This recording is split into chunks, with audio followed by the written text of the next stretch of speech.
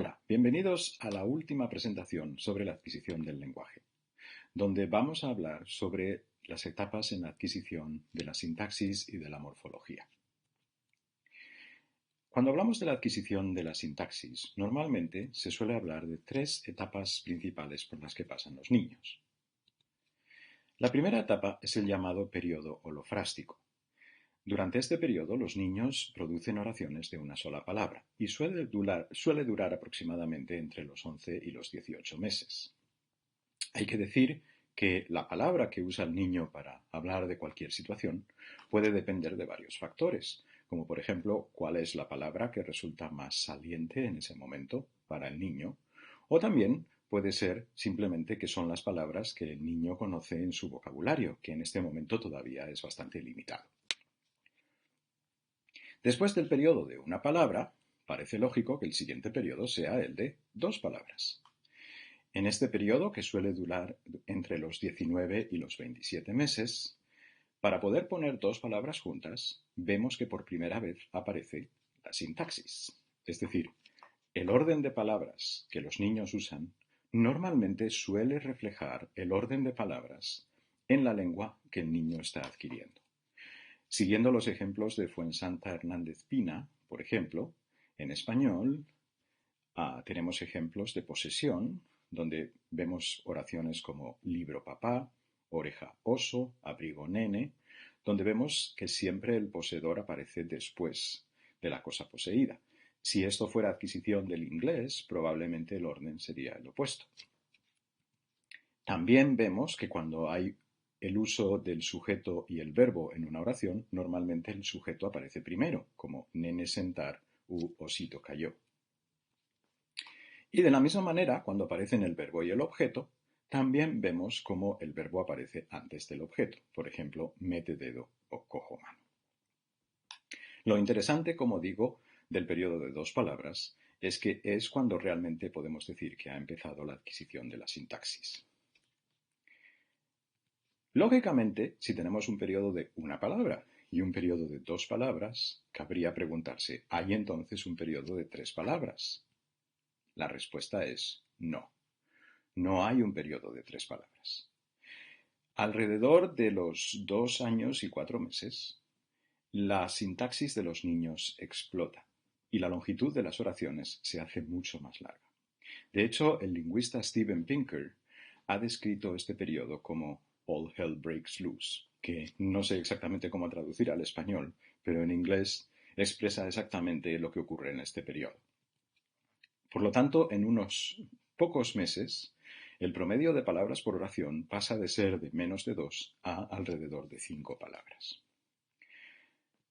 Aquí os voy a poner yo unos ejemplos de habla de una niña que tenía 2 años y 8 meses.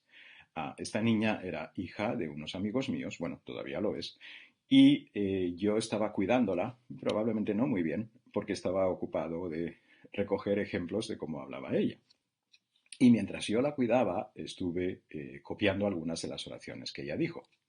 Esta es una lista de algunas de las cosas que esta niña dijo. Oraciones como I hope it works, I want her to stand up, what happened to your finger, somebody's hiding over there, I heard myself over here, what was that noise? Bien. Aunque personalmente mi favorito de todos ellos es una oración más corta, donde yo estaba imitando como que ella me estaba levantando con los brazos y yo dije algo así como, mira, la niña me está levantando. Bueno, en inglés dije algo así como, the girl is picking me up. Y entonces ella dijo, no, I didn't. Lo interesante de una oración como no, I didn't no es tanto lo que dice como lo que no dice, y el hecho de que ella sabe exactamente cómo dejar fuera todo el sintagma verbal en una respuesta como esa. Es decir, que estamos viendo el caso de una niña que todavía no tiene ni 3 años y que, como podemos ver, tiene una sintaxis bastante complicada, incluyendo cláusulas subordinadas en varias de estas oraciones.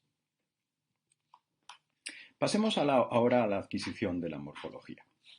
Por supuesto, cuando hablamos de la adquisición de la morfología, el tema estrella siempre es el de las sobregeneralizaciones.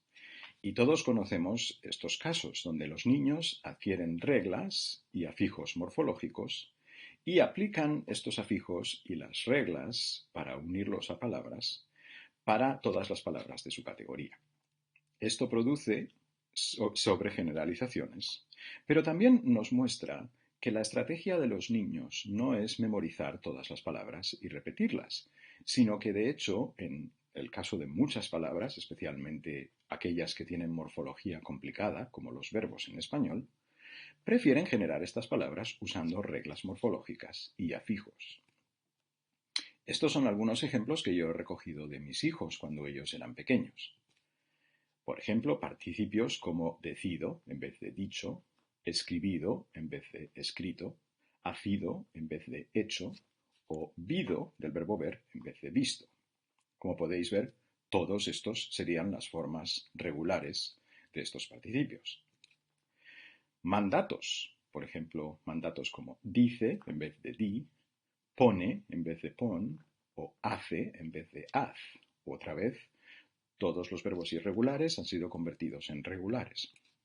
Lo mismo con los pretéritos, que como sabemos tienen muchos ejemplos de verbos muy comunes que son irregulares.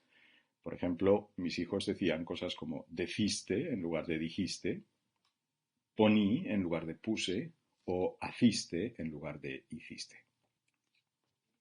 También hay que señalar que a veces las formas no son necesariamente regulares, sino que los niños también buscan patrones entre los irregulares, dando ejemplos en inglés como por ejemplo son en vez de seen, bring en vez de brought o think en vez de thought, que son ejemplos donde también se forman grupos de verbos irregulares que tienen terminaciones similares y se trata de crear grupos más regulares que se pueden producir aplicando reglas.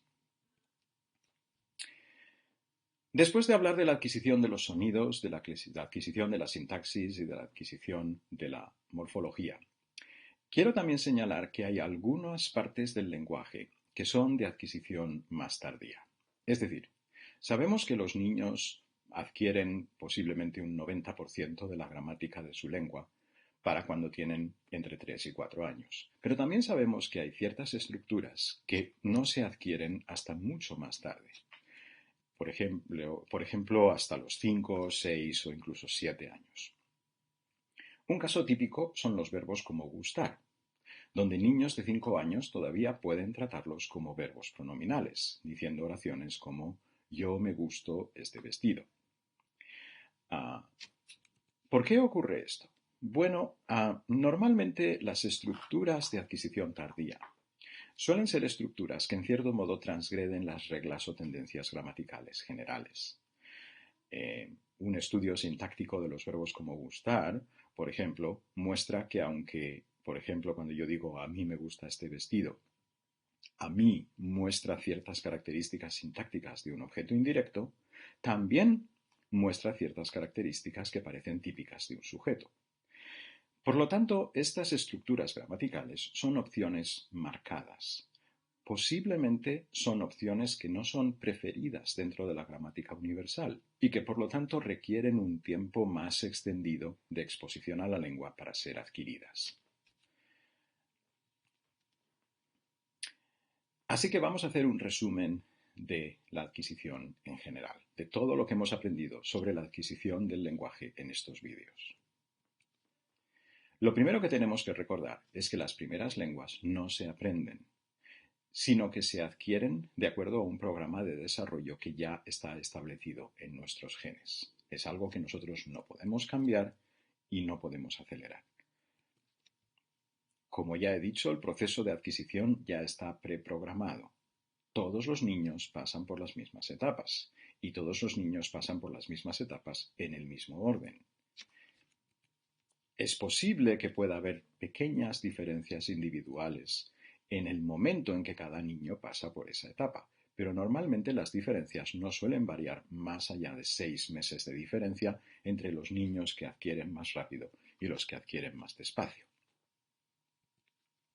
Y por último, hay que recordar que la adquisición de algunas estructuras de adquisición tardía, como por ejemplo verbos tipo gustar, o por ejemplo el subjuntivo, que solo aparece en cláusulas subordinadas y por lo tanto tiene una frecuencia mucho menor que otros tiempos verbales, esta adquisición puede ser incompleta si la exposición a la lengua es limitada por factores externos.